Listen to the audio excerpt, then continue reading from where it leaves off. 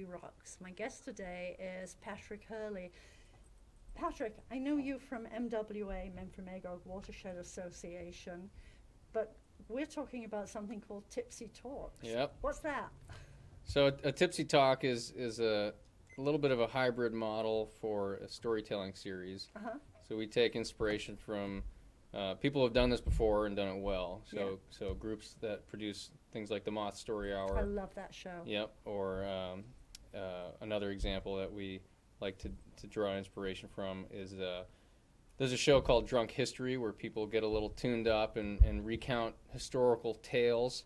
And so we don't really want to get sloppy like what you see on that show, but it does help to loosen people up. Absolutely. You know, make them a little bit more audience friendly I've and a never little bit seen that listeners. show. Where is it's, it? it's worth a look. Check it out. Last time I saw it was on Netflix. I don't know if it still is, Okay, but I'll take a so look. yeah, a little bit of that, and we also, we like this to be an educational series as well. Captivating, but people want to relate to it and walk away learning something. So another thing we draw inspiration from is like the TED Talks. So if you've ever seen a TED Talk, they're pretty short. We don't necessarily want to keep these to 12 minutes or whatever TED Talks are. 15. Sure, yeah. Yeah. We want to give people a little bit more, room to breathe and to go on tangents and digress a little bit and be a little bit more off the cuff. So people don't have to be as organized as they are for the Moth. Yeah, no, the Moth is very rehearsed. These people are dialed in. Yeah. They've gotten up, they've polished that presentation. We're looking for people who are natural storytellers. And so they might have a story that they've told many times, and we encourage people to practice, to rehearse, just so that they don't kind of get up there and freeze. Right. But it really is supposed to be more of kind of like an open forum for people to just kind of get into a subject that they're really interested in, whether it's a historical account that they just can't get out of their mind, like they're fascinated with the pioneers of the Northeast Kingdom, for instance. That'd be a great talk to hear. Right. Or if people have really seemingly mundane hobbies or passions, something like, I want to hear about what it takes to raise goats and make cheese. That's something that a lot of us don't think about, but could be really interesting and also funny and entertaining. Absolutely. Animals are funny, and so anything like that that we can just share about ourselves, draw community members in, get them out of their house in the middle of the winter, these deep, dark, long, cold nights. We're very insular in the Northeast Kingdom, and so having a reason to get in the car and go down to a local establishment and hear from a neighbor, a stranger, a friend, maybe a side of them that you've never heard, or maybe a person you've never met. And then when you recognize them, down at the grocery store, you can wave and say, "Hey, that was a fascinating talk. That was great. We can't wait for the next one." Really just trying to get it out there and hear from the community members. Do you have some examples of people who want to talk? Because I think people are going to be really interested in this. And then they're going to do but I could never do that. Yeah. I don't have anything to say for that length of time. Yeah, so some of them I've seen in the past. So this is not a novel idea. I'm actually stealing this from a series that I went to several times when I lived out in the western part of the country. And one of the first ones I listened to was this fellow who got up and told us about his experience as a CIA interrogator. His background is in behavioral analysis, and so what he does is he reads body language, and he uses that skill and that training to evaluate interrogations. So you all shut down the minute he So said yeah, that. and he read us like an open book. I bet he did. we were like, as soon as he started telling us who we are, we all kind of closed off, crossed our arms, and he laid right into it. He started being like, "Oh, now I see. Everybody's tense. They're on the edge of their seat. They don't trust me." Well, and over the course of the next hour, he shed light onto so many little nuances and little expressions and behavioral actions that really were fascinating, that you'd never think of, and it just takes a little bit of a trained eye to recognize those patterns. And this is something that nobody would interact with or encounter with or learn about in their day-to-day life. And so just hearing that angle and that perspective from somebody was really interesting. And I'm going to kick off the series just to kind of lay out, set up the stage, lay out kind of the ground rules, and loosen up the room. And one story that I love to tell is not actually from anywhere near Vermont. It's actually a mining and logging tale, turn of the century, 1900s, on the Continental Divide in western Montana. and it's just a fascinating story of these copper mining kind of robber barons that really propped up the whole country by extracting ore from these really rich, deposits. And exploiting the people. And exploiting the people and the communities, and there's a lot of kind of tangents that you can draw between environmental injustice, in those communities and some that we see in the Northeast Kingdom, and just kind of the pioneer attitude, the really tough, gritty folks. And we've got some really fascinating pictures from 1900 of these people just doing what they needed to do to make a living and to kind of create the United States as this global powerhouse, and then kind of tied into environmental degradation and the challenges that we're facing and the struggles that those communities still have as a result of this legacy effect. Right. So it's a little bit of a picture show, a little bit of a story, a little bit of a embellished account, and so that's kind of just an inspiration. People like, this might be something that no one else knows about, but they'd still enjoy listening. Absolutely. And okay, so that's Montana, but we all know people from Montana in this town because we have some. And there are industries here that have a similar history of both exploitation and extraction. And so I would love to hear an old timer tell us about what it was like growing up in the Northeast Kingdom when the timber industry was still thriving, and when the dairy industry was a lot more mom and pop and a lot less conglomerated organizations. Give us a taste of what it was like back in the day. This is a really a good opportunity for those old timers to kind of get out of their head and get off their chest what they saw and what life was like back then before the book is closed, so to speak. Define old timer. Sometimes I consider myself an old timer, so I won't go into that, but it's also like we want to hear from young people too. I'm 31. I've been in the Northeast Kingdom for 2 years, and there's not a lot of my demographic here. It seems people seem to grow up here and leave, and there's been a little bit more of a kind of return to Vermont, but it's hard for us to find each other, and so this is a great venue and opportunity to bring those folks together in the same room. I think a lot of your demographic is raising kids. Yeah, I do, but I don't think a lot of folks see, opportunity in the Northeast Kingdom, and so they might steer more towards those larger metropolitan areas, a little south of us. But I bet there's still quite a significant population. And I agree with you, where are they? Yeah. And even if you're raising kids, that's not a reason not to be out and about some of the time. Yeah, and we don't have strict guidelines on the Tipsy Talks, but pretty much anything goes. No politics, no kinks. If you're no politics, that's a challenge. Yeah, it is. But we're not there to get divisive or polarized. We're really there to share and bring together folks. So it's kind of the goal. Have you talked to Scott Wheeler yet? Scott Wheeler's been on the docket. We'd love to speak with Scott Wheeler. We know he's got countless tales and stories of the Northeast Kingdom. And Scott's a professional, and we'd love to have people who really are polished, but we also want to hear from lay people. We want to hear from people who might not be as refined. We want to get those kind of. Scott's going to laugh when he hears this. Oh yeah, okay. He really is. I don't know Scott, so I look forward to hearing his laugh. He's really going to laugh when you call him polished, refined. I'm going to send this to him as soon as I get it. An open invitation. Joking apart, he does have thousands of stories, but so do so many other people. Yeah. And I would bet that some of the young people growing up here and not growing up here, people who come here when they're, say, in their early teens and are in high school now, they have some really interesting tales. Yeah, I'd be thrilled if we got, some teenagers that were, bold enough to stand up and or sit down. Or sit down and they just tell how they see it. Liquid gifts that the rest of you can. Yeah. So we do have a couple other subjects that have kind of been proposed. One is, a well-known character in the Northeast Kingdom. He wants to share about wildlife encounters. So he's a big wildlife advocate, and seeing his, hearing about his interactions in the woods with these critters. Everybody likes the charismatic megafauna, and being able to, you know, Right. to talk about their experiences, you know, raise interest and, you know, promote just, you know, protection of, you know, vulnerable species, things like that. Right. We want to hear about. Another gentleman has proposed talks about how to be creative when you think you aren't. So this is almost more like, it seems like it might have a bit of a workshop feel. So we do want people to kind of be stimulated, you know, to reflect about their own lives, about what they do, and trying to draw connections to what the speaker is So- talking about. All of those who are interested so far are male?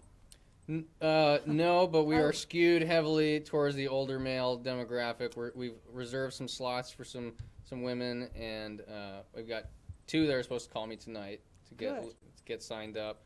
And I think there might be hesitation because of just gender, you know, stereotypes and inequalities of the past where, you know, voices are often muffled. And so we do want to provide a platform for anybody, you know, male, female, non-binary, whoever wants to show up, young, old, show up, get in front of the crowd. You know, what all we kind of require is that people have something captivating to share and that they at least know how to handle an audience. So, Well, people only know how to handle an audience by doing it. yeah. So you may find that you're training wheels. Yeah, and Which well, is and okay. that's why we want these kind of like coarse, maybe unrefined folks to get up and do it, because we don't want to put people off, to scare people off. Be like, oh, I could never do that. They're so Right. good. You know, we want people to be a little off the cuff and a little more informal, because then it will draw a little bit of courage from Right. someone in the back of the room to step up and be like, hey, I got a tail. Can I get in Right. next week? You know. Yeah. So where is this starting and when? So the first one we hope to have at the Gap on Tuesday, January That's by Lake 17th. Willoughby. That's in Westmore, right at the top of Willoughby. And we'd like to do it every other week, so twice a month. The ideal day would be Tuesday Tipsy Talks. Everybody loves alliteration. And we're toying with the idea of getting all over the Northeast Kingdom. You know, anything from, you know, Island Pond, Parker Pie over in Glover, you know, the Warehouse or something in Newport. Canaan. Yeah, Canaan, that'd be great. You know, those far off places, they don't see a lot of opportunity for this, or there's not a lot of groundswell, and so getting people out of their house and to Right. these locations would be good for the economy. So one of the things that we're talking with the venues, the restaurants and bars, is like, we're not asking for really anything. We're asking for a corner of your establishment to set up, you know, a presentation area. We need seating. We need decent lighting, which means less light. We don't want it to be, you know, in the middle of Madison Square Garden with all the lights on. And really all we're asking them is to save us some space and to provide a few complimentary drinks to the speakers to kind of loosen them up. You know, they get there beforehand, have a couple of their preferred cocktails. Get just kind of, oiled, yeah. yeah, get oiled up a little bit. You know, the whole thing is a Pizza tipsy talk. slice. Yeah. And so our angle is like, hey, this is a Tuesday night. These are slow days in Yeah. a slow season. Right. We're going to bring in people. We're going to bring in economic, you know, activity. And all you got to do is provide us the space to do it, and we'll handle the rest. And so, you know, some of them might just be, you know, a person on a stool. Some of them might be, you know, microphone and speaker. You know, I've got a little bit of a slideshow. And so it's kind of fluid. You know, we're not really making this an open mic thing. But who knows? It could evolve into something like that. We're trying to focus on kind of stories, tales, and yeah. And you're going to schedule it, so We're going to schedule it's it. not going to be a big surprise when you come one night. Yeah. You know there will be either 2 or 3. Yes, there's going to be a people. teaser. So we're Yeah. going to have a flyer that, you know, where it has the dates, the venues, the names of the people who are speaking, and maybe just a slight blurb about the subject matter. We don't want to really disclose the whole story, because we want Come people to be on in. we want people to be guessing a little bit, like, what are we going to hear about tonight, you know? Yeah. And you know, other places, like other programs like the Moth, they have very, very specific themes for some of their Yeah. storytelling events, and that sounds great. But at the moment, you know, beggars can't be choosers, and so we're just going to open it up to you know, all And the sorts Moth's of been different topics. going for decades at Yeah, this right, point. yeah. So, I mean, it's a well-oiled machine. Yeah, they have paid people doing it. Yeah. We're all Oh, volunteers. You're not paid? Yeah. No, that's true for most things up here. Yeah. And that's great. I mean, sometimes that's what you need. You need a couple people who are just I mean, we're ultimately kind of bored. You know, it's the winter. Like, I get out and I ski, and you know, I've got a full-time job, but when you get home at 4:30 or 5 and it's dark, you're like, what are we gonna do for the next 6 hours? Right. You know, and so You mean sitting in front of Netflix? yeah, that's not really what I do. And as much as I like to tinker in my garage and my wood shop, it's pretty cold in there. And so I'd much rather be sitting in a warm bar with a beer in front of me, listening to the captivating tale. And so when we approached the Newport City Downtown Development Organization, they wanted ideas, and you know, we were talking about a storytelling series, and we were talking about this could be great for downtown Newport, but at the same time, we don't want to just limit it to downtown Newport. We want to kind of move around, tap into those different groups and those different community members that don't live downtown. Who's we, by the way? So we is a very loose term. So a couple of us. Could be the royal we. I mean. The royal we, yeah, it is the royal we. But I'm working very closely with Rick Uford Chase at Newport City Downtown Development, Sarah Chadburn at the Community National Bank. My wife Carter Finnegan is also helping to organize and kind of draw people in. And I've had a lot of help tapping into different community members. I'm new here. I've only been here 2 years. I don't know a lot of people. So, you know, I reached out to a few folks at the Brownington, or the Old Stonehouse Museum in Brownington, because they've got workshops and cool things like that going on all the time. So they know people. People know them. I've been talking to, you know, anybody and everybody who will listen. So, you know, one of our other kind of the royal we, this fellow Colin, he got me in touch with his uncle. And he's like, he may need a little bit of a wrist twist to go in. So I call him, and within a few minutes, he's on board. You twist it. Right? Yeah, he's right on board. And so there are natural storytellers out there, and we just need to give them the platform. There's a group in Holland that you might be interested in. Andy Bouchard. And the Barrage. That's right. Yeah. They have a space. They have people. Yeah. And people come there. People show up. Yeah, I've been to several Barrage shows, and I'm always impressed with how much they draw in. That's a little bit more of a summer venue. If we have a smashing success, that'd be a great venue, because the sunset up there is pretty stellar. Fabulous. Yeah. Fabulous. And then the top of the hill. Yeah. Yes. Another good summer venue. Yeah. Gorgeous. Yeah. No, I mean, there's limitless opportunities. This is really kind of a trial period. You know, it's kind of like a first date. Like, is this going to work out? You know, how are the venues going to react? Yeah. What's the actual turnout going to be? You know, how are the speakers gonna handle it? You know, like, because I've given my talk once or twice before, but it takes a lot of thinking in terms of like laying out, you know, how are you gonna open and reading your audience. Who do you have there? Yeah, exactly. Who do you have there? You know, how to navigate certain topics, because they can be a little dicey. Yes.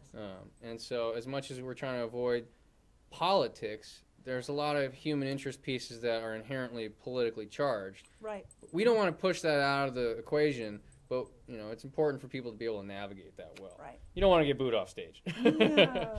And so that's choke off, one of the biggest expectations that we need to set is that this is an open forum, and that there's no right or wrong, and to just have an open mind when you get there. And maybe you don't agree with everything that's being said, but if you want to get up and tell your own story with a different perspective, sign up. Is this going to be early evening? It's a quote school night? No, so that's something we're kind of bouncing around. We don't want to make it too early, because people are getting off of work and they might have to go home or get their kid off the bus, or, you know, feed their cat or something. So we're probably going to shoot for like a 7 p.m. start. You know, the idea with the venues is that if people need to order some food, these are, you know, restaurant, you know, capable they're all entities. Restaurants that you've mentioned. They're all restaurants. So ideally, we're, you know, drawing people into, you know, have some drinks, buy some food. That's kind of what the time frame we're looking at. But if people, you know, need to feed their kids first and then get a babysitter, 7 o'clock isn't too early or too late. You know, the idea is that we'd keep to about an hour and a half. Speaker series, and so people aren't out to, you know, midnight trying to get home in the snow. And they're kid-friendly spaces that you've mentioned. Yeah, none of these are explicitly adult bars, so you can always bring a sleeping bag and stash a kid in the corner. Yeah, and that's why, you know, we want to keep it most age friendly. You know, there's going to be some cursing and there's going to be some adult topics, but Gee, find me a kid who hasn't already exactly. heard that. You know, if they've got a remote for Netflix, they can watch whatever they want. And they do. Yeah. So when are we starting?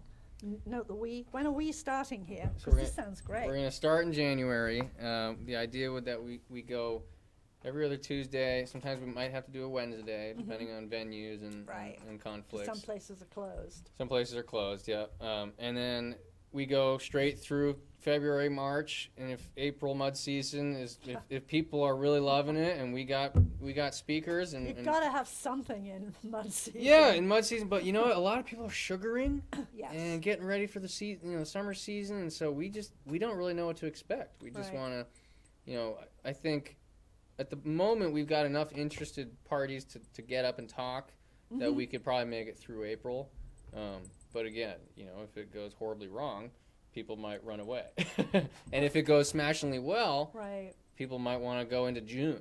So it really is a capacity Certainly issue. as it gets into spring, you have the snowbirds all coming back. Yeah. And they're not all geriatrics. Some of us are, but they're not all geriatrics. Yeah. And you have other people who are seasonal workers who come up here Yeah. in summer. And it'd be great to hear from those folks. We don't really want to compete with other, amazing event series. Like I think of Wednesdays on the Waterfront. Those kick off in the summer. Those are on Wednesdays, so hopefully Tuesdays don't compete. Right. And then also, like, it'd be really, amazing to actually take advantage of some of these venues' outdoor space. Some of them have great patios or tent spaces where all we need to do is run an extension cord and you can get a microphone and an amplifier out there. So that's kind of a long-range goal, perhaps. But really, we were thinking the Wednesday or the winter Tipsy talks because there's kind of a deficit of things going on in the winter sometimes, especially at night.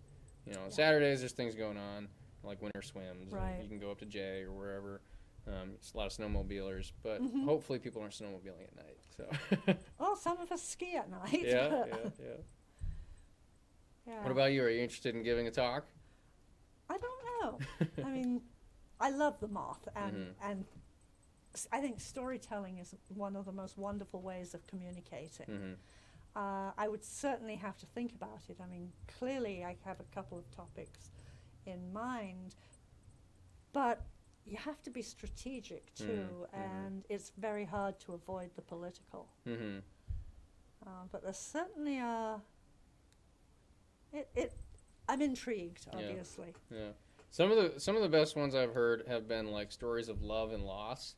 Right. Really captivating, emotionally, heartstring pullers. Yeah. And that's something that I'm interested to hear because we're in the North Country.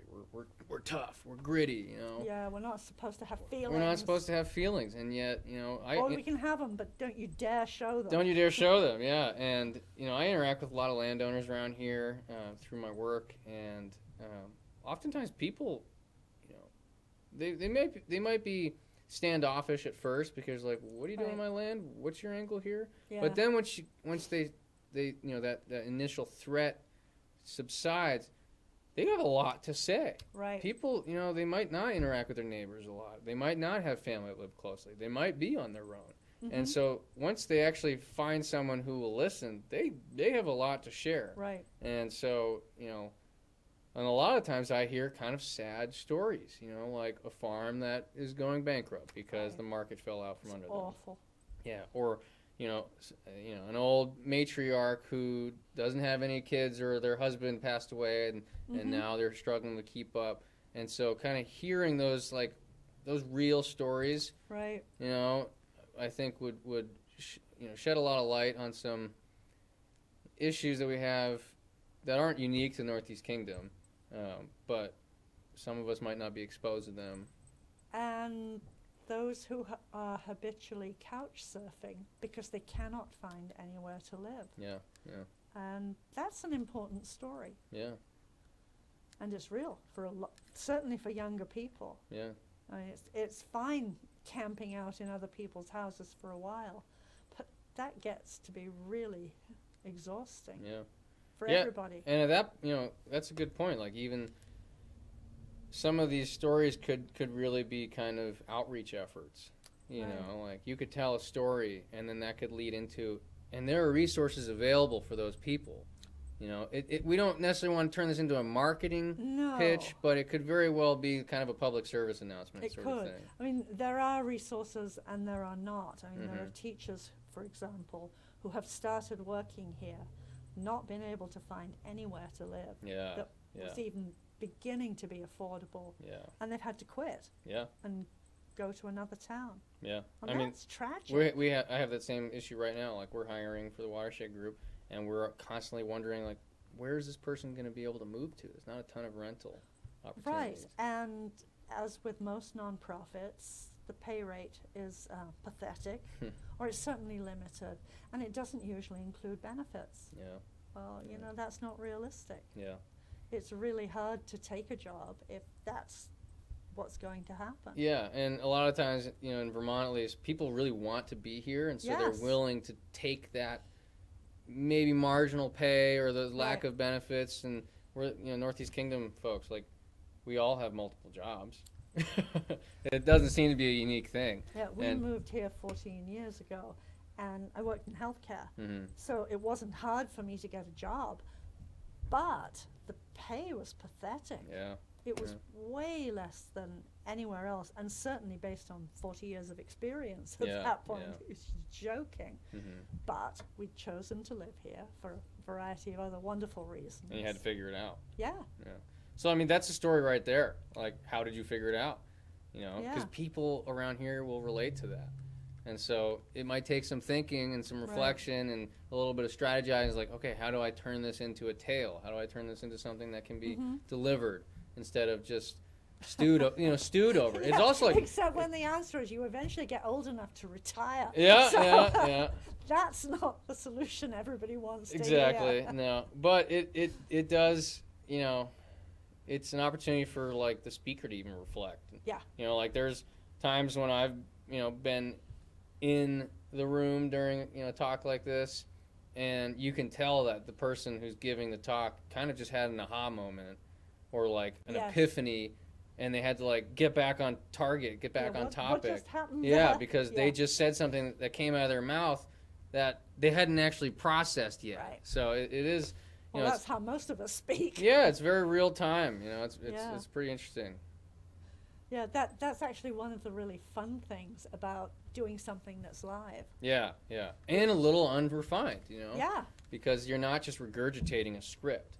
We don't want to do that, no, and I don't think that's not really Northeast Kingdom character. No. It is a lot more kind of off the cuff, conversational. Yeah. Less performance based. And that said, we do have some folks who have expressed interest in giving talks who have, like, a solid background in performing arts. Whether it's musicals or dance or actual performances. And I can't wait to hear from them because, be fabulous. first of all, those are fascinating worlds that they Yes. lived in, and there's got to be riotous stories that they can tell. But also, they're going to do a damn good job delivering it. Right, because they know how to deliver. Mm-hmm. But anybody can learn how to deliver. Yeah. And this is a great opportunity to get inspiration and a little bit of, not training, but Yeah. enlightenment as to what works and what doesn't work. Right. Yeah. And the other hope is that because we're visiting these kind of local watering holes, Mhm. that we're gonna start a fire underneath some people's bottoms, and they'll be like, "Hey, this is pretty neat. I've got a story that I could tell." And we don't want to just take anybody off the street and have them flop, but it is a good opportunity for them to get exposed to Mhm. kind of the recipe and the approach, and to give them a little bit of time. Like, okay, in 2 months we've got a slot for you. Now Mhm. figure out what you want to say. Yeah. So I'm looking forward to it. It's been a little bit of a there's been a big question mark as to how this is going to shape together.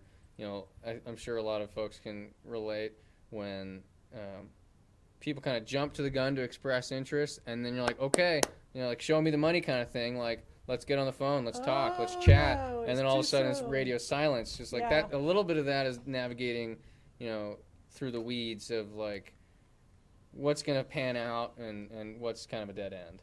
I think a lot of people are going to want to see it first, show me. Yeah.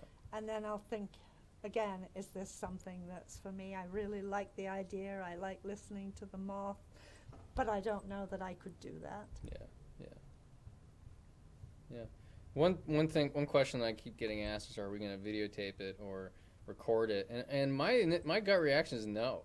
We're not trying to produce anything here. Right. I think it'd be great if this were more of like an oratorical project, and kind of like an archivist. But our topics, I feel like that just adds a little bit of a weight or kind of like a burden to the speaker to either perform or to not mumble or say or whatever. And I don't want a camera staring at people. I don't want a recorder. It certainly adds a burden to one of you. It certainly adds a burden to us. Do it. Yeah, just another extension cord to drag around. Right. So yeah, I mean, people are welcome to record themselves if they really want to, but we're not going to turn it into anything that most people won't, and I'm sure a lot of people, once they've done it, don't ever want to hear it again. Yeah, certainly don't want to hear their own voice. Right. Yeah. Right. Yeah. Well, we're out of time. Okay. But tell me how people, tell the audience how anybody can get in contact with you, because the goal of this is to get your Tipsy talk. Yes, rise. We want people to rise out of the woodwork. Yeah. So you can contact me. My name is Patrick Hurley. My email address is patrick@windandwater.com. That's windenwater.com. You can also call me. My number is 781-389-4494. We're going to have flyers that we're going to post around at different venues, grocery stores, things like that. So keep an eye out for those. And we're going to be posting on Facebook too. So if you have a Facebook page, you can find us. We're going to be posting to the Newport City page. We're going to be posting to a couple other organizations. Maybe NEK-TV will post our flyers. Well, Newport Vermont Rocks will post your flyers. Fantastic. Always. Yeah, send all those ideas my way. We're going to try. You've already been on Newport Vermont Rocks. Maybe? You have. Okay. I have. You. Personally. Oh, I see. Wonderful. I steal from Front Porch Forum. Oh, okay, yes. Oh, that's it. That's a note. So we are going to be posting these series regularly on Front Porch Forum. Probably a couple days before each talk. Yeah. We'll give a reminder that we're going to be, here's the date, here's the time, here's the speaker, show up. Right. By the way, no cover fee, nothing like that. If you're coming to a bar and restaurant, you're probably expected to buy a drink or something, but that's all we ask of the patrons. It's great. Yeah. Well, thank you for coming. I'm really looking forward to this. I hope the weather is wonderful when you start. Roads. For those of us who have to haul out there. Yeah. That would be great. So thank you so much for coming in and doing this. Absolutely. And thanks for the time. maybe next year we'll do it again, and by then you'll the have idea. a year under your belt. Creating a perpetual motion machine here. That'd be the best outcome. So. Yeah. Okay. Thanks for doing it.